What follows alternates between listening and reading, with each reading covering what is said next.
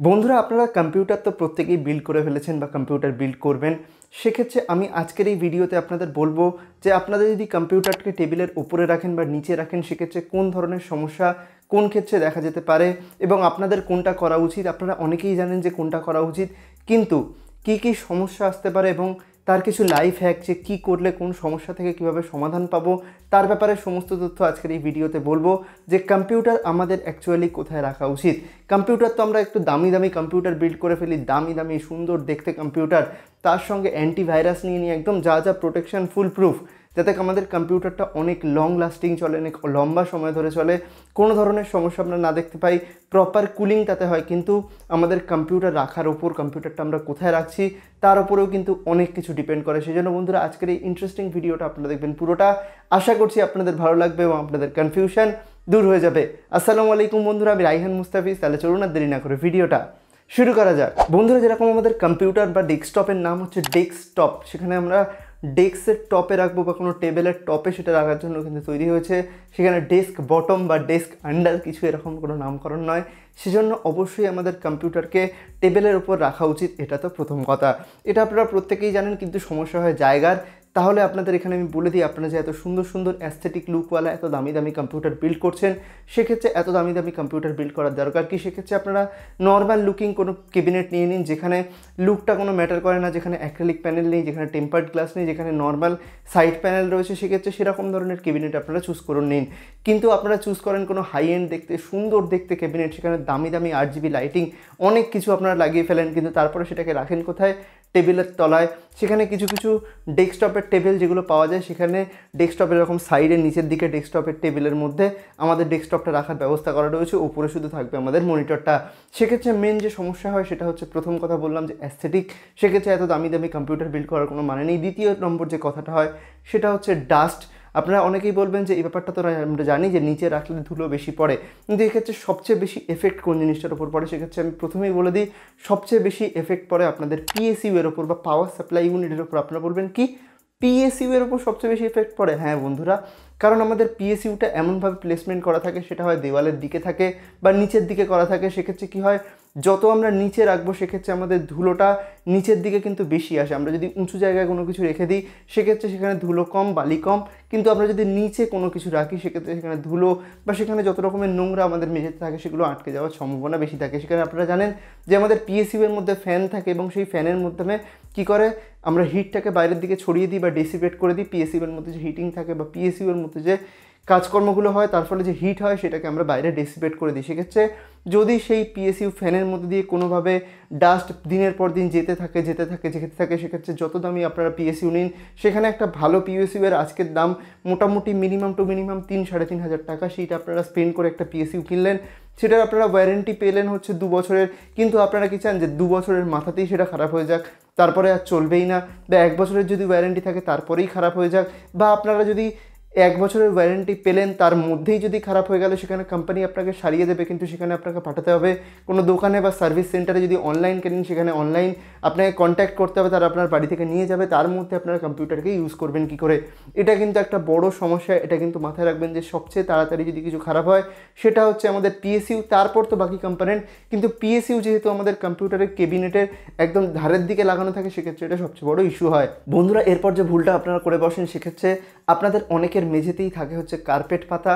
সেক্ষেত্রে আপনারা কী করেন, কার্পেটের উপর ডাইরেক্টলি রেখে দেন। আপনারা ভাবেন যে কোনো ধরনের সমস্যা তো আসবে না। এখানে সবচেয়ে বড় যে সমস্যাটা আসে সেটা হচ্ছে হিটিংয়ের আর ডাস্টের। সেক্ষেত্রে কার্পেটের মধ্যে যত ধরনের ডাস্ট আছে সেটা তো PSUটা যদি নিচের দিকে থাকে সেক্ষেত্রে সেটা ক্যাপচার করবেই। তাছাড়াও প্রপারলি সেখানে হিটটা ডিসিপেট একদমই করতে পারবে না। যদি কার্পেট পাতা থাকে সেক্ষেত্রে সাবধান হয়ে যান, খুব তাড়াতাড়ি আপনাদের PSU বা পুরো PCটা কিন্তু খুব হিট আপ হতে থাকবে, আপনারা প্রপার পারফরমেন্স পাবেন না। সেক্ষেত্রে কার্পেট যদি মেঝেতে পাতা থাকে সেক্ষেত্রে আপনারা কিছুটা হলেও উঁচুতে সেটাকে রাখার চেষ্টা করুন। আপাতত যদি কিছু না হয়, অন্তত যে জিনিসগুলোর মধ্যে এসে, ধরুন অনেক রকম বাক্স তো আছে, যে আপনি ধরুন আপনার মনিটরের সঙ্গে যে বাক্স পেয়েছেন বা আপনাদের PCর সঙ্গে যে বাক্স পেয়েছেন, সেটা যদি একটু নিচু ধরনের কোনো বাক্স হয়, নিচু কোনো বাক্স, সেটার ওপরে কিন্তু হ্যাঁ, বেশি উঁচু বা বড় কোনো বাক্সের ওপর রাখবেন না, সেক্ষেত্রে পুরো ক্যাবিনেটটা পড়ে যাওয়ার একটা সম্ভাবনা রয়েছে। খুব নিচু যদি কোনো বাক্স থাকে, বাক্সটা যদি প্রপার থাকে, স্টেবল থাকে, সেক্ষেত্রে তার উপর রাখতে পারেন। তবে হ্যাঁ, বাক্সটার মধ্যে যেন অবশ্যই থার্মোকল দেওয়া থাকে, যে থার্মোকলটা আমাদের কোম্পানি থেকে প্রোভাইড করে, সেই ধরনের থার্মোকল যেন বাক্সের মধ্যে দেওয়া থাকে। তবে এটা কোনো পার্মানেন্ট সলিউশন নয়, কিন্তু আপাতত যদি মেঝেতে কার্পেট পাতা থাকে, সেক্ষেত্রে পিসি যদি হিট আপ হয়ে থাকে, আপাতত কিছু দিনের জন্য, যতদিনের মধ্যে আপনারা জিনিসটা একটা প্রপার টেবিল বা কিছু বানিয়ে না নিচ্ছেন, ততদিনের জন্য আপাতত একটা ওরকম বাক্সের ওপর কিন্তু অবশ্যই রাখুন। কিন্তু বাক্সটা আমি আবার বলছি, বেশি যেন উঁচু না হয়, সেক্ষেত্রে আপনাদের ক্যাবিনেট কিন্তু পড়ে যাওয়ার অনেক চান্স থাকে। সেক্ষেত্রে নিচু চ্যাপ্টা টাইপের কোনো যদি চওড়া বাক্স হয়, তার মধ্যে থার্মোকল দিয়ে আপনাদের ক্যাবিনেটকে আপাতত কিছুদিনের জন্য রাখতে পারেন। ডাইরেক্টলি যদি আপনি মেঝেতে রাখেন, তার থেকে এটা কিন্তু বেটার কিছুটা। বন্ধুরা, এছাড়াও আপনাদের বলে দিই, কিছু কিছু ক্যাবিনেট থাকে যেগুলোর মধ্যে প্রপারলি পিএসইউ শ্রাউড থাকে, মানে যেখানে পিএসইউটা আমাদের ক্যাবিনেটের নিচের দিকে থাকে, সেখানে দেখবেন আলাদা করে যেন অবশ্যই ডাস্ট ফিল্টার ইনক্লুডেড থাকে। সেক্ষেত্রে যদি আপনারা ডাস্ট ফিল্টারটাকে মাঝে মাঝে ক্লিন করতে থাকেন, সেক্ষেত্রে কিন্তু আপনাদের পিএসইউ এর লংজিভিটি অনেক বেড়ে যাবে। এরপর কথা বলি আরেকটা ইম্পর্টেন্ট ফ্যাক্টরের দিকে। ছোটোবেলায় আমি দেখতাম এই ব্যাপারগুলো খুব হতো, যে বাড়িতে যদি কোনো কম্পিউটার থাকে, সেখানে বাড়ির লোকেরা কী করতো, যেরকম আমাদের আলমারির ওপর কোনো ধরনের এরকম কভার পাওয়া যায় না, সেই কভার আগে লাগিয়ে দিতে, যাতে আলমারির মধ্যে ধুলো বালি না যায়।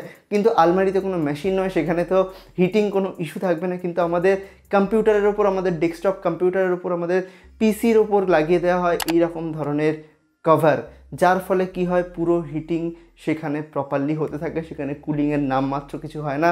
কারণ পুরো যে কাভারটা আমাদের পুরো পিসিটাকে কভার করে থাকে, সেখানে আপনারা বলবেন সেখানে যে কভারগুলো পাওয়া যায়, সেগুলো তো চারদিকটা কভার করে, কিন্তু পেছন দিকটা তো ফাঁকা থাকে, সেখান থেকে তো কুলিং হয়। আজকালকার দিনে আপনি যেরকম ধরনের পিসি কেনেন, সেখানে কি শুধুমাত্র পেছন দিকে পাখা থাকে বা পেছন দিকে ফাঁকা জায়গা থাকে, সেখানে ওপর দিকে ফ্যান লাগান, সামনের দিকে ফ্যান লাগান, চারদিকে এত সুন্দর আরজিবি ফ্যান লাগিয়েছেন, আর সেটাকে লাগিয়ে রেখেছেন কি একটা কভারের মধ্যে। সেখানে প্রথম কথা, আপনাদের লুক তো পুরো বেকার হয়ে গেল, অ্যাস্থেটিক পুরো চলেই গেল। সেখানে আপনারা অত দামি দামি যে কোম্পানি লাগিয়েছেন, সেটার কোনো মজাই তুলতে পারলেন না। তার উপরে আপনারা কী করলেন, একটাকে কভার লাগিয়ে রেখে দিলেন। মানে হিটিং ইস্যু যে কত বড় আসবে, সেখানে আপনারা ভাবতেও পারবেন না। সেখানে আপনাদের প্রথম কাজ হচ্ছে ওরকম কভারকে খুলে ফেলে দিন, ওরকম কভারের কোনো প্রয়োজন নেই। ওখানে হয়তো আপনাকে মাঝে মাঝে সপ্তাহে একদিন একটু ধুলোবালিতে, মানে একটুখানি যেগুলো ডাস্ট পড়ে, সেগুলোকে পরিষ্কার করতে হবে, কিন্তু সেটা অনেক ভালো। সেটা আপনারা যখন গেমিং করবেন, এডিটিং করবেন, কোনো হাই এন্ড কাজ করবেন, বিশেষ করে যারা ওভারক্লকার, যারা ওভারক্লকিং করার কথা ভেবেও থাকেন, সেক্ষেত্রে কিন্তু তাদের জন্য এটা অবশ্যই বলছি যে প্লিজ প্লিজ প্লিজ কোনো ধরনের কভার ইউজ করবেন না। আর হ্যাঁ, যারা ওভারক্লকার তাদের জন্য মাস্ট, তারা যেন তাদের পিসিটাকে অবশ্যই কিছু একটার ওপরে, মানে বেশ কিছুটা উঁচুতে রাখে, সেখানে অবশ্যই যেন টেবিল টপের ওপর তারা যেন রাখে। এমন কোনো জিনিসের ওপর আবার রাখবেন না যে জিনিসটা খুব নড়বড়ে, যার ফলে আমাদের কী হবে, পুরো ক্যাবিনেটটা উল্টে পড়ে যাওয়ার চান্স থাকে। সেক্ষেত্রে কিন্তু লোকসান হয়ে যাবে আর কি।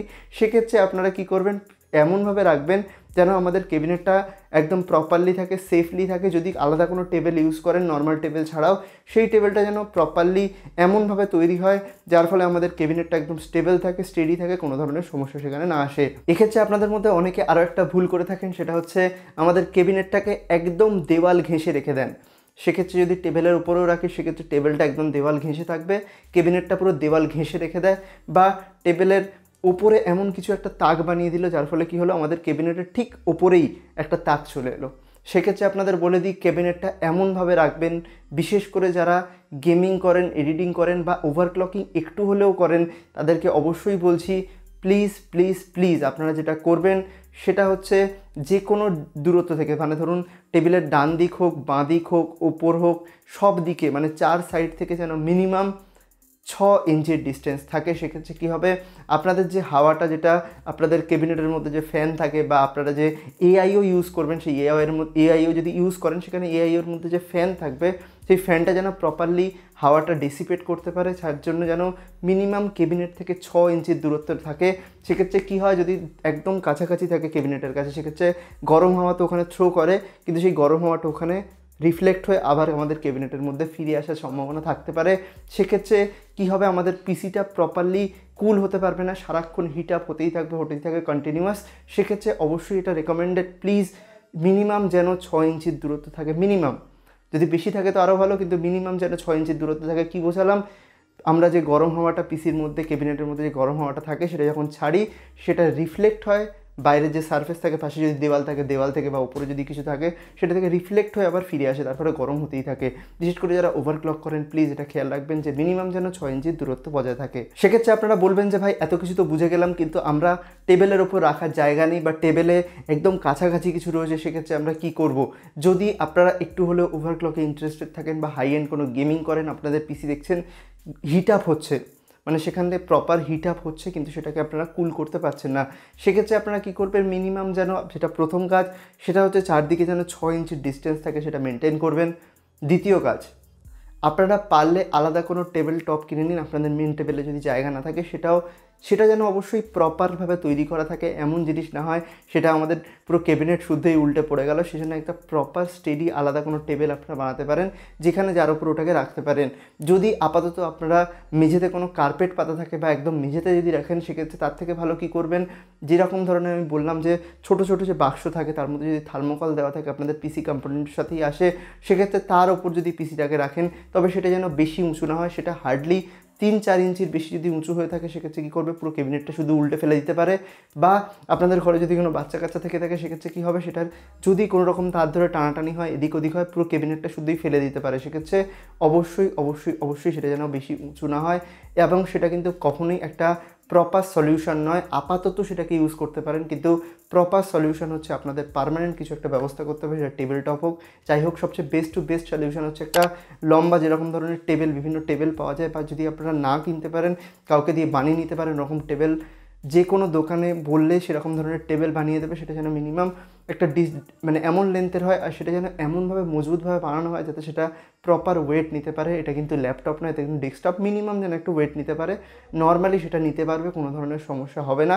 সেক্ষেত্রে এইরকম ধরনের কাজ আপনারা করুন, আর পারলে ওইরকম ধরনের ডেস্কটপ টেবিল থেকে বাঁচুন যেরকম ডেস্কটপ টেবিল নর্মাল অ্যামাজন বা বিভিন্ন অনলাইন ওয়েবসাইটে বা বিভিন্ন দোকানে বিক্রি হয়, যে এগুলো হচ্ছে কম্পিউটার টেবিল, সেগুলো থেকে বাঁচুন। কারণ ওগুলো বাকি সব ঠিক আছে, কিন্তু কম্পিউটারটাকে নিচের দিকে যেহেতু রাখতে হয়, সেক্ষেত্রে ম্যাক্সিমাম লোকের এটাই এক্সপিরিয়েন্স যে আমাদের পিএসইউ এত তাড়াতাড়ি খারাপ হয়ে যায় কেন, তার কারণ হচ্ছে আমাদের পুরো পিসি কম্পোনেন্টগুলো কিন্তু নিচের দিকে রাখা থাকে। আশা করছি এই ভিডিওটা দেখার পর আপনাদের মাথায় সমস্ত ধরনের কনফিউশন ক্লিয়ার হয়ে গেছে।